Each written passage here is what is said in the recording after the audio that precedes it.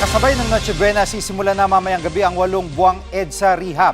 Live mula sa Makati, nangunguna sa balita si Rainiel Pawid. Rainiel, ano mga kalsadang unang aayusin?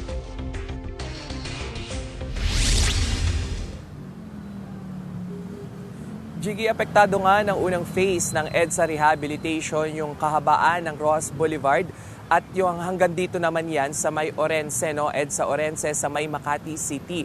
Mamayang alas 11 ng gabi hanggang sa madaling araw ng January 5 ay sisimulan nga yung road reblocking at repair dito sa mga kalsada na ito. Uunahin dyan yung dito sa P. Celia Street sa Pasay hanggang inner lane ng Roxas Boulevard southbound at sa northbound naman mula Roxas Boulevard hanggang inner lane ng Park Avenue. Apektado rin ng road reblocking ang Taft Avenue hanggang Park Avenue inner lane.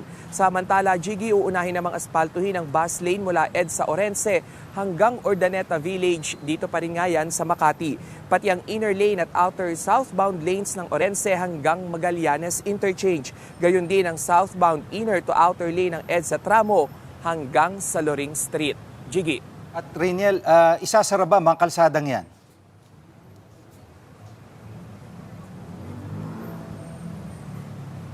Jiggy, sa ngayon, no, walang mangyayaring pagsasara ng mga kalsada dahil lane by lane yung gagawin ngang repair. So, ibig sabihin, may madadaanan pa rin yung ilang mga motorista. Sinabi ng DPWH ng MMDA na ito nga ay tatagal ng 8 buwan. Mas mababa o mas mabilis ito doon sa original plan na 2 years sana. At sabi naman ni DPWH Secretary Vince Dizon na sa yung budget nga nito ay 6 billion pesos at mas mababa iyon kumpara doon sa unang drafted budget na 17 billion pesos.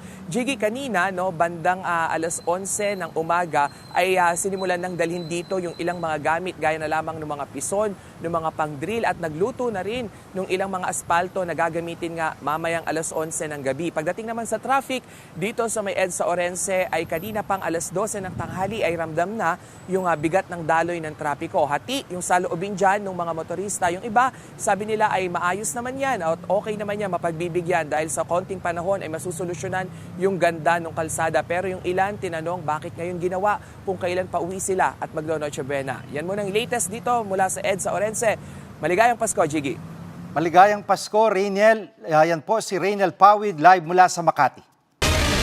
Sa kalsada, abutan ng Pasko ang ilan nating kapatid na ngayon palang uuwi sa kanilang probinsya. Live mula sa PTEX, nangunguna sa balita si mobile journalist Francis Rivera. Francis, gaano karami ang mga ngayon palang babiyahe?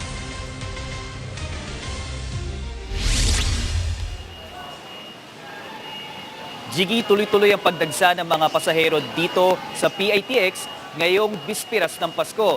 Karamihan nga sa kanila ay papuntang Bicol o kung hindi naman papuntang Visayas at Mindanao. Kung papuntang Bicol yan, overnight ang magiging biyahe sa mga tawid Visayas at Mindanao, talaga namang aabutin niya ng ilang araw.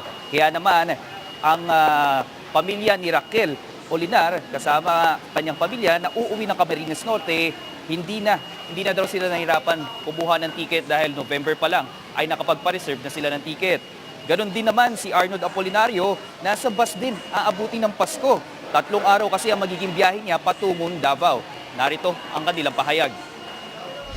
Expect talaga sir na abutan kami ng Pasko sa bus. Mahirap po sir, pag-commute kasi 3 days yung biyahe namin. Baka sa biyahe na. Pero mga late hours na rin. At Francis, kung may magbabaka sakali na pumunta pa dyan, may mabibili pa kaya silang mga ticket?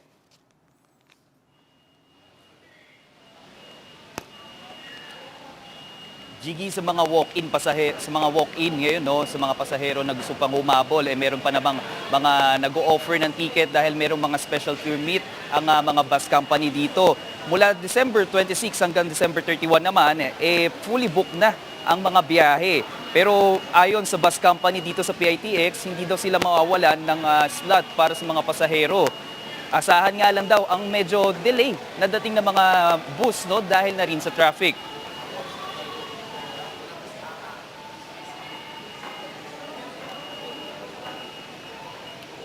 Yan pong ulat ni Francis Rivera, live mula sa PTEX. Mga kapatid, Jiggy Manikad po, pagdating sa mahalagang balita sa loob at labas ng bansa, dapat una sa lahat, mag-follow at mag-subscribe na sa social media pages ng News 5.